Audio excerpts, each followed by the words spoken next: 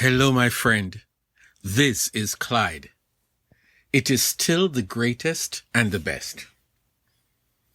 Let's hear 1 Corinthians 13. If I speak in the tongues of men or of angels, but do not have love, I am only a resounding gong or a clanging cymbal. If I have the gift of prophecy and can fathom all mysteries and all knowledge, and if I have a faith that can move mountains, but do not have love, I am nothing. If I give all I possess to the poor and give over my body to hardship that I may boast, but do not have love, I gain nothing. Love is patient, love is kind. It does not envy. It does not boast. It is not proud. It does not dishonor others. It is not self-seeking. It is not easily angered. It keeps no record of wrongs. Love does not delight in evil, but rejoices with the truth. It always protects, always trusts, always hopes, always perseveres. Love never fails. But where there are prophecies, they will cease. Where there are tongues, they will be stilled. And where there is knowledge, it will pass away. For we know in part, and we prophesy in part. But when completeness comes, what is in part disappears. When I was a child, I talked like a child. I thought like a child. I reasoned like a child. When I became a man, I put the ways of childhood behind me. For now we see only a reflection as in a mirror. Then we shall see face to face. Now I know in part, then I shall know fully, even as I am fully known. And now these three remain: faith, hope, and love. But the greatest of these is love. I sometimes wonder what was on God's mind when he spoke love into the world. God is love, and it makes sense that he would love the two people he created on day 6 of the phenomenal demonstration of supreme power that we call the creation. It makes all the sense in the world. But centuries later, having seen the wickedness of man towards his fellow being, having searched the heart of humans and found that we are desperately wicked, having watched the injustice of the Egyptians against the Hebrew community, having seen all of that and more, God in his supreme wisdom gives us an irrefutable commandment: love your neighbor as yourself. And he seals it with these words: I am the Lord. In other words, this is not up for negotiation. God does not back off. In one instance in the New Testament, you hear a rich young man recite that very statement as the second greatest commandment, and Jesus endorsed the claim. Seriously? The history of mankind has been decorated with evil against humanity. The most atrocious and damning treatment against fellow humans are found in our history books. And yet the night before Jesus was crucified, the night when he was going to be betrayed by a member of his inner circle, we hear Jesus saying, "A new commandment I give you, love one another. As I have loved you, so you must love one another." Jesus said it, and he meant every word. Somehow, God is determined to get us to love because of the power of love.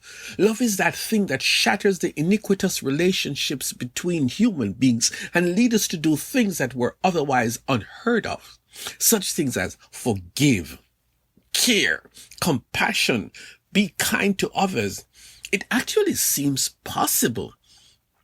So God does know what he is talking about when he insists over the course of human history that there is no alternative, there is no way around it, that we must learn and practice love.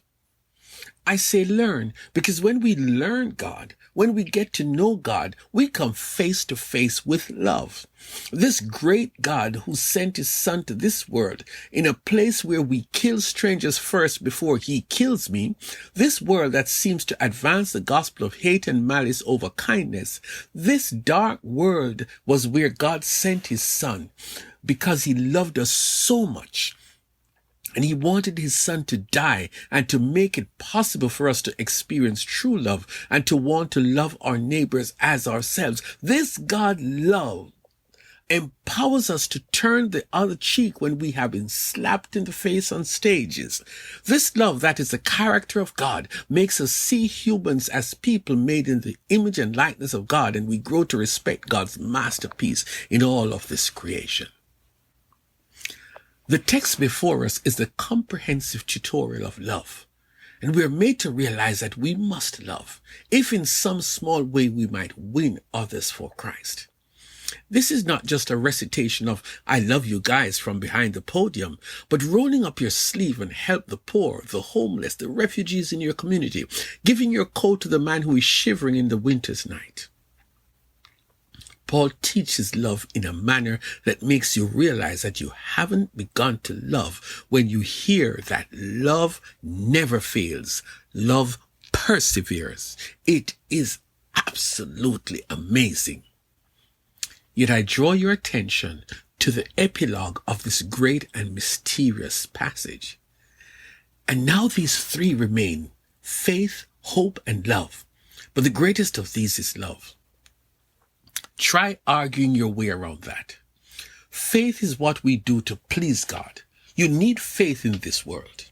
Hope is the expectation, the desire that a better day is coming.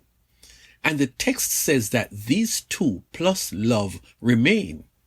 But all other human attributes and characteristics fall away. Human achievements are overtaken by greater achievements. Faith falls away. Hope falls away. The greatest of these is love. How so? How can love be greater than faith, and how can love surpass hope? I tell you how. When we love, we are being obedient to God, and that takes more than our best human effort.